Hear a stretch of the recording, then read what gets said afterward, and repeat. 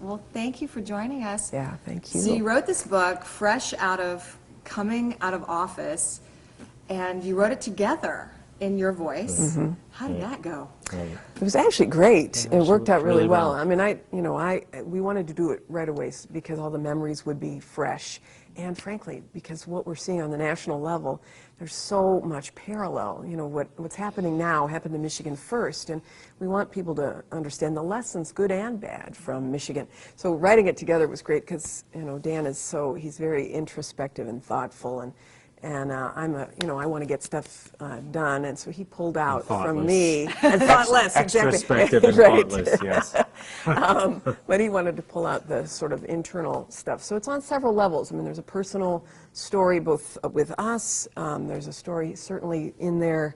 The strand of the thread of thought is about Michigan workers who, you know, are undergoing a huge challenge and having to remake themselves, and then certainly a whole story about a state that's in the middle of a new identity.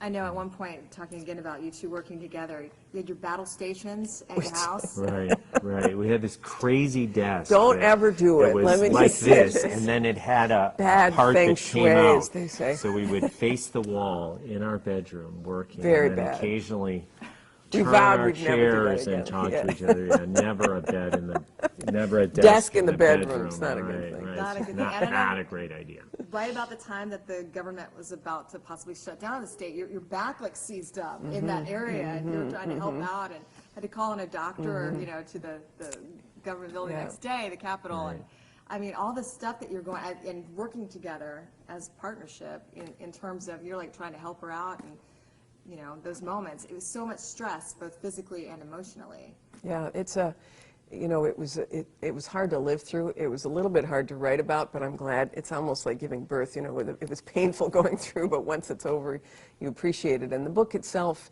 you know, the people who've read the book who are not from Michigan all go, oh my gosh, I can't believe Michigan went through all of that. And so it's important for people to realize that, but it's also got a hopeful ending. And so I'm hopeful that the ending for this country will be hopeful as well. Yeah, we've been struck with family reading it. My sister has been reading it. She's watching our son in California, and all these groans and, oh my gosh, all these expressions are coming out of her. And we're very close to her. She was with us a lot, and she said she had no idea what it was really like. So it's really, I think it's a great inside story, and it's not, a lot of people write memoirs and to clear their name, to say how they were justified in everything they did. And this is not the point of the book. The point of the book is really an honest look at what it's like to lead through tough times, which lots of people do. Lots of people Jennifer do, and yeah. I just did on a fairly high level or bright stage. I mean, but as it were. any leader who is, you know, managing an organization that's going through change is going to experience some variation on this, and I think for that reason, it's a worthy read too. The Unthinkable was a tough chapter to read. I mean, a lot of it was hard to read, but that was particularly a tough chapter. Right, because it just kept coming, you know. And then when I got the call from President Obama that he was putting General Motors into bankruptcy, you know, I just said, oh my gosh, this is, you know, it's just so much for one state to take. It's hard to remember how intense that was and how unbelievably frightening it was. How embarrassing when our CEOs had their lunch handed to them in Washington, and then that aftermath of wondering, are we going to have anything left? Right. Was really an extraordinary time. And we shouldn't leave the loss without the lessons. We shouldn't forget what was there to be learned. It's really And there's still, important. I mean, there's still learnings. Well, obviously, Michigan hasn't come back to what it was, you know, in the earlier part of the last decade. And so much of that has to do with the fact that the changes in Michigan were permanent changes. These are structural changes to Michigan's economy. In the same way, in the nation, everybody's scratching their head over how do we create jobs? You know, the notion that we are now in a global economy, and the kinds of jobs we had and that we were able to hang on to when we were operating as a country more in a silo, those jobs are gone.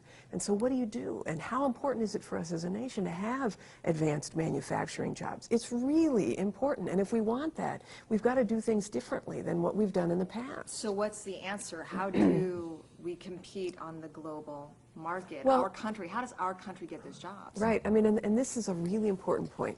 All of the prescriptions that are being suggested by people who say you should get government out of the way, you should cut taxes and reduce government, should look at Michigan. I cut taxes in my first term 99 times, small, directed, large, you name it. list them. And I Yeah, list they're them all in the back. listed, yes. And then we cut more out of the size of government than any state in the country. And yet we still had the highest unemployment rate. The reality was those prescriptions were not solving the problem that we were facing. We will never be the cheapest country to do business. If we're only competing on cost, we're going to lose because we're not going to be paying people $1.57 an hour. So the question is, what kinds of sectors can the United States attract and keep and grow in partnership with business, making it easy for them to do business here, but allowing them to access the talent that they need, the brain power that they need, the university pipeline that they need, the capital equipment to go into the ground. Those kinds of things are what we've got to look at strategically.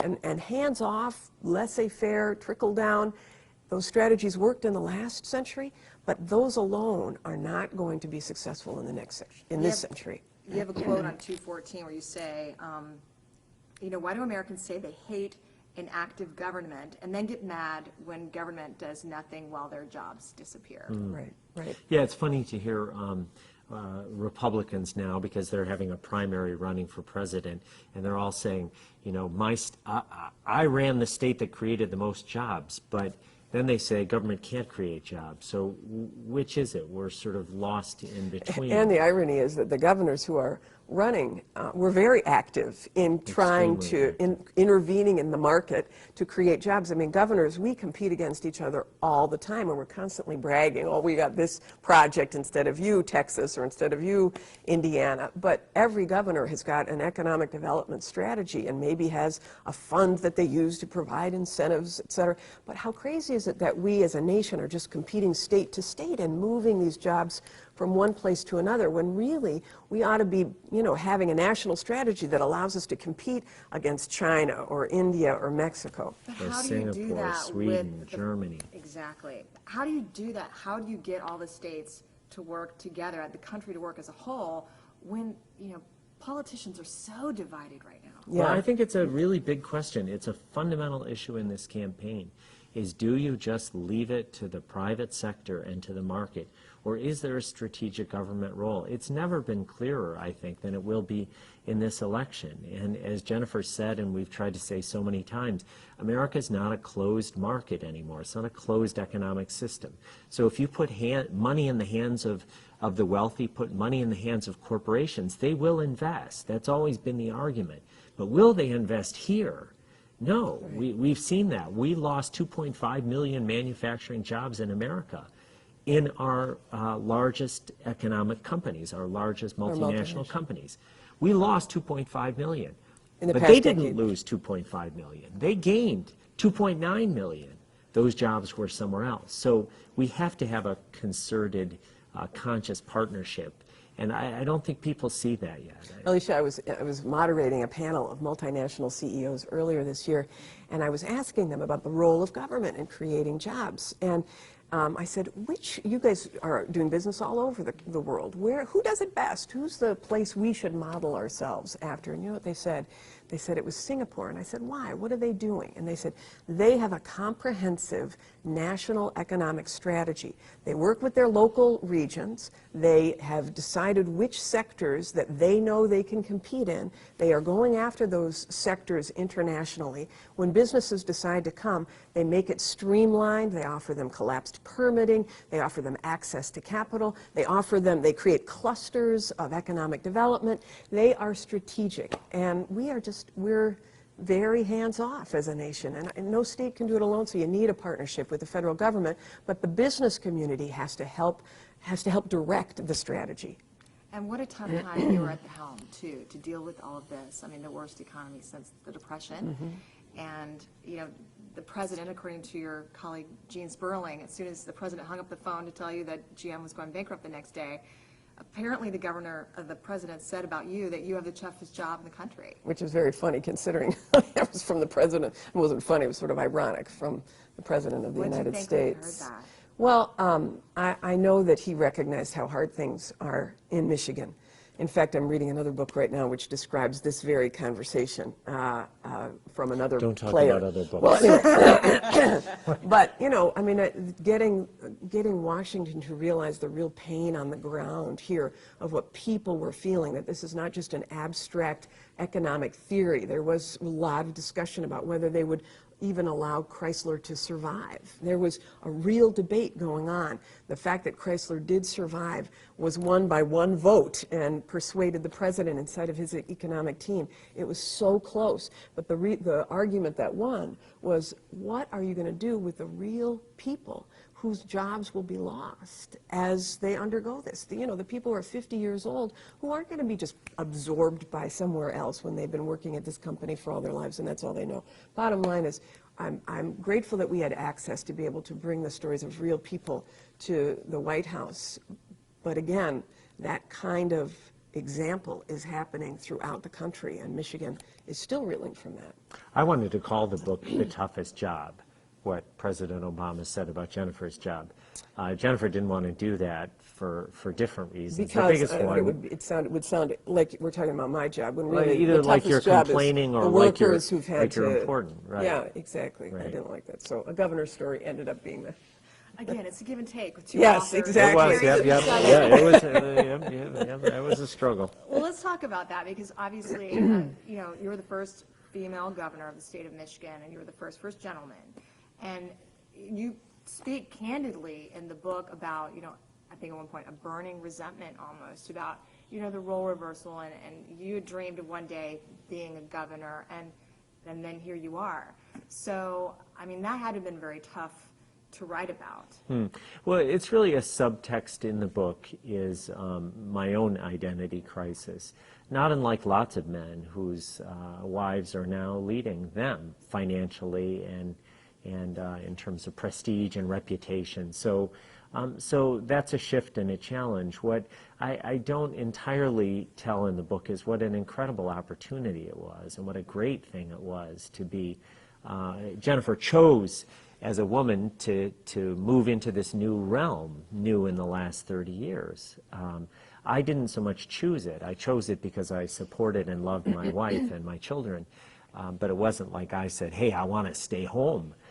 But having had that experience, it was absolutely phenomenal. And I think it's a great opportunity for men. It's a great time, and there's a real new horizon for men as well as women. It wasn't easy, and we share some of that in the book because I think it's important to tell the truth. And I was no bright, shining star a lot of times. I was a weight and a load at times when Jennifer already had enough weight and load on her shoulders. But that you is live and certainly learn.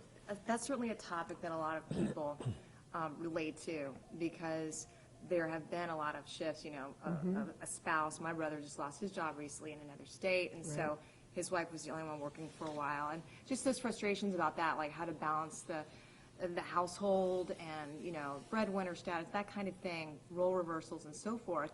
And, you got so much out of spending more time with your children. And there's one point in the book where it was right before the possible government shutdown, and you said, do I need to remind you that your firstborn child's 18th birthday is coming up? And I mean, what was that like? You're like, oh, that's right, I know, and her birthday is on October 1st, which is the first day of of the fiscal year, and so that was the year of the shutdown. It was just so stressful. But I did end up sneaking out of the Capitol to join them for the birthday celebration for a couple of hours. But you can't tell anyone because it would be somehow in the Lansing chatter that I was sneaking out to go to dinner when everybody else was there working hard. So. And it was your daughter's 18th birthday. Right. So what were some other frustrations where you're just like, I can't believe we're in this situation sometimes, where it's just surreal, even though you took this job on, but still a lot of pressure for, parents. For sure, as a family, because the kids were in their sort of coming of age years, at least our daughters were. One was going into middle school when I became governor, one was going into high school. And Jack, he was too little to know the difference. And this is why I'm so glad that Dan, basically put everything, all of his career and his business and everything aside so that he could be there for those kids during a really, really challenging period. You know, it's not in the book, but it occurs to me now for some reason that this began when our kids were 6, 7, and 1. Jennifer was elected Attorney General. Daughter 6 and 7, son just turned 1. And we were late for the inaugural Mass. So Governor Engler was being re-inaugurated for the 3rd time. And Jennifer was elected as Attorney General. We came in late to Mass. We were scrambling to get everybody together. And it was because Jennifer, Jennifer had really been the lead in terms of marshaling the kids and the family as moms. So now it was on oftentimes him, and it was on me, and I was not prepared for the role. So the two of us kind of came in. I remember Michelle Engler sort of smiling, and I remember a sense of relief. Of course, she had triplets at the right, time, she would understand. who would have been newborn, I think, at that time. Very young. Well, they were like 3. They were a little older than Jack, and I felt so relieved to get that get a of knowing blessing, nod. a knowing nod. So it was a lot. I mean, it was a learning curve in a lot of ways. When he first started to braid their hair, it was really the Pitts. They objected. I resemble that remark. Did you at least learn the French braid? I mean, No, he didn't do the French braid. Come on. Come on. Take the 5th. I will say you did give her some, tough talk, at times during the book that you documented. Which I needed. He was so great about reminding me that, there are circumstances that are beyond any governor's control, including globalization and the movement of manufacturing jobs, and that I was looking at it in an egotistical way, that I thought that I'd be able to come in and fix it, and I was angry at myself for not being able to fix it. And, Dan was really great about reminding me that that's all, that was all ego. I think there's different lessons as a leadership expert, if I can call myself that. There's really different lessons and different people in terms of motivating them. So Jennifer's the kind of person you could push her and you could say, you finished this interview, but you could have done that better. Or, you're saying this, but I really think if you turn it a little bit, people will understand where you're coming from better. But at other times, and in the long run, what I really learned about Jennifer and about the kids is that emotional support is just so important. To tell people that they're loved, to tell them to keep doing their best, to tell them that they'll be accepted no matter what. And one of the things I realized in the course of this experience for me is that in the morning, Jennifer and I would put on our armor. That was the way I thought of it. You're thinking about Jennifer's thinking about 10 million people and press conferences and policy papers and initiatives in the cabinet. I'm thinking about, writing or whatever I'm thinking about. But our kids were doing the same thing. They're thinking, am I going to play in the game today? I'm not really ready for calculus. Somebody wrote something in Facebook. And so I think as leaders to think, okay, how do you build up energy all the time? How do you lift people up? How do you have an encounter with them that when they leave more motivated, more excited, more positive about themselves? So it's really, I think a great lesson. And in tough times like we're in Michigan, and Jennifer really for 8 straight years, every single day had to get up and face another hill. Like so many other people. Like so many people. Her story was no different in the end than struggling workers who the world changed on them. Yep. I know there was one point in the book where you were walking on Mackinac and you said to her, her head was down and hat on, you're like, put your head up, Jennifer. Do you remember that moment? Mm-hmm. Totally remember that moment. I was, it was, I knew that people were so full of anxiety in Michigan, and that I represented to many the inability to fix the problem, their problem. And so I knew that people were angry, and it was my way of hiding myself from those barbs that I felt I would get if I raised my head. So it was, those were challenging moments. Yeah, absolutely. Jack Listenberry from Michigan Public Radio was critical of the book, saying, that a top Democratic titan was saying that, you really wrote this book to, position yourself so you can stay on Meet the Press or that kind of thing, and said some other things. But, what would you say to those detractors? What would you say to those critics about why you wrote this book? Well, I haven't read what he said, but the reason why we wrote this book is because Michigan's story is the story that the country is now experiencing in many ways. We were there first, and we have some lessons to offer for the nation. And I think we have, there are lessons of things we'd do again, and there are lessons of things we wouldn't do again. And I think it's important for the country to know that there are solutions. There was a moment where one of your staffers came up to you after, it was clear you're going to take the office, that you'd be the only Democrat in a sea of Republicans. And the Gary Peters decision whether or not he was going to take office wasn't resolved till a little bit later, and so there was maybe a question of timing there. When you wrote about that, if that was not necessarily exactly accurate. I remembered the conversation as being election night and a comment that you're going to be the only Democrat, and I think a lot of people felt that. Of course, there was a question until later about whether Gary Peters had actually lost or won, but the fact ended up being true, and it was certainly something that we experienced throughout the first term, at least, because the House, the Senate, the Supreme Court, the Attorney General, Secretary of State were all Republican, and I was the only Democrat. Looking back now, anything you'd do differently? I'd do everything sooner. We learned. Me too. We learned at the end of my first year with the decision that Electrolux made in Greenville, which was a refrigerator factory, and they moved to Mexico, even though we put, zero taxes on the table. We tried everything, and they said to us that there's nothing you can do. And at that moment, a light went off that this, for Michigan, was not a cycle like it had been in the past, that this really was a structural change to our economy, and that we really needed to identify the sectors that we knew we could be competitive in a global economy. Well, we began that work. I would put it all on steroids. Do you feel like, I know at one point you say the fruits of our labor won't be seen for many years. Do you still feel that way? Well, I think that growing new sectors and diversifying an economy, you cannot wave a magic wand and have that happen overnight. I often quoted a Chinese proverb that said sometimes leadership is planting trees under whose shade you will never sit. And I feel that way. I'm sure that Governor Snyder feels that way too. It takes time. It took us 100 years to be the auto capital of the world.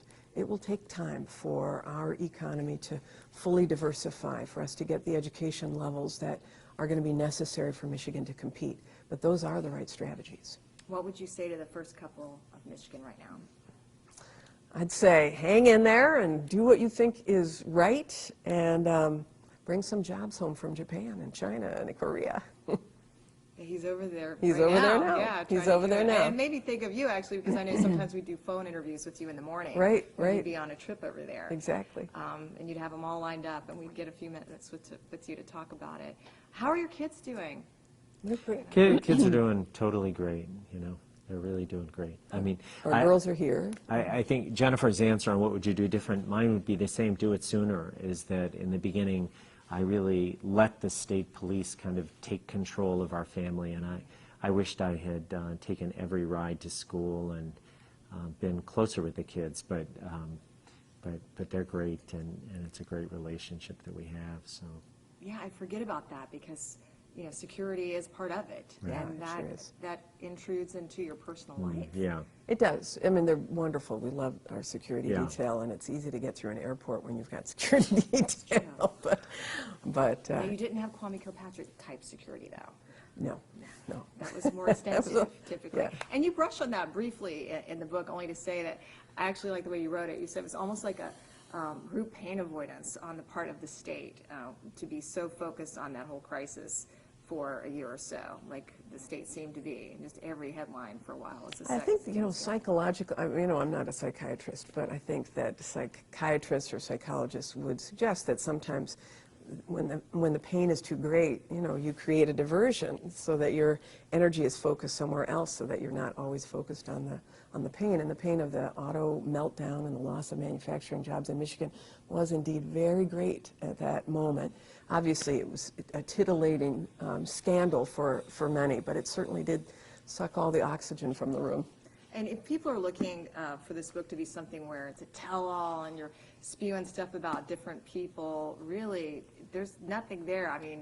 maybe that. Well, we want them to read one the of your- book. Right. One of your Republican colleagues, maybe had more hair product than you did. Yeah, we didn't, I mean, it wasn't about that. This Right. book wasn't a revenge book or anything like that. This is really an honest and very candid and human look at what it's like to lead during challenging times, but also the lessons that Michigan has for the nation. So what's the next step for you two? I know you're teaching right now. Yeah, we're teaching, and John, I'm teaching a class called Governing During Tough Times. So I feel like we've got a lot to say. I haven't assigned the book.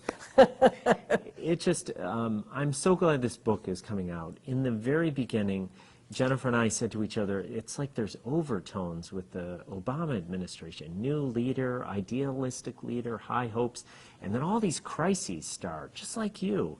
And I'll tell you, one after the next, it happened with the debt ceiling limit, the stalemate in Congress was so much like what happened here.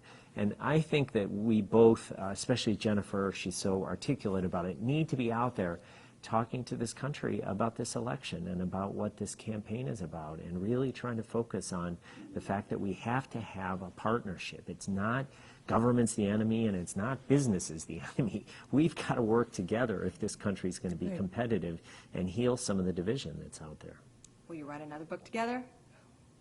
I don't know. Maybe we'll write a first gentleman's story. The only problem with that is men won't read it and women won't read it, so who's left?